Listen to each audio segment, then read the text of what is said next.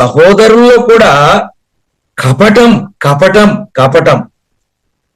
నిజమైన యథార్థవంతులైన సేవకులకు, యథార్థవంతులైన పెద్దలకు, యథార్థవంతులైన విశ్వాసులకు ఈ కపట సహోదరుల వలన, ఈ కపట సహోదరుల వలన, ఈ కపట సేవకుల వలన, ఈ కపట పెద్దల వలన ఎప్పుడు బాధ కలుగుతూనే ఉంటుంది.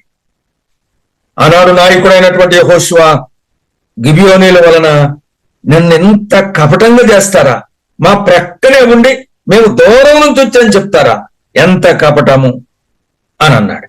కపటం.